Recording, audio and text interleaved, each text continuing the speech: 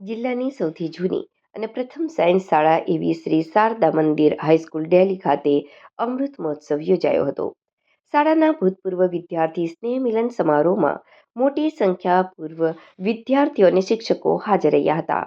શ્રી દિલ્હી શારદા સાર્વજનિક education society સંચાલિત શ્રી શારદા મંદિર હાઈસ્કૂલ શાળામાં 75 વર્ષના અમૃત મહોત્સવના ભાગરૂપે ભૂતપૂર્વ વિદ્યાર્થીઓનો સ્નેહ મિલન સમારોહ યોજવામાં આવ્યો હતો.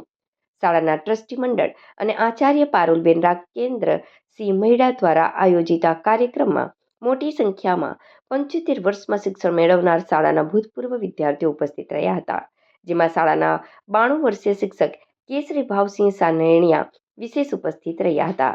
તો આમિર ખાન અભિનીત હિન્દી ફિલ્મ મંગલ પાંડેના સહ ડાયરેક્ટર અને શાળાના પૂર્વ વિદ્યાર્થી અશોક મોટાવલ પણ વિશેષ ઉપસ્થિત રહ્યા હતા.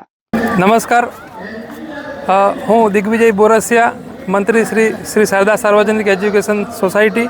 આજરોજ દિલ્હી ગામ ખાતે શ્રી શારદા સાર્વજનિક એજ્યુકેશન સોસાયટી તેમજ શ્રી શારદા મંદિર હાઈસ્કૂલ દિલ્હી તેમજ ભૂતપૂર્વ વિદ્યાર્થીઓના સંયુક્ત ઉપક્રમે સ્નેહ સંમેલન ભૂતપૂર્વ વિદ્યાર્થીઓનું ખૂબ મોટા પાયે આયોજન કર્યું છે અને લગભગ સ્થાપનાના વર્ષથી આપણે 75મા વર્ષમાં અત્યારે પ્રવેશ નિમિત્તે આ અમૃત મહોત્સવની અંદર લગભગ તમામ વર્ષના એસએસસીના તમામ વર્ષના બેચના વિદ્યાર્થીઓ હાલ અત્યારે હાજર છે.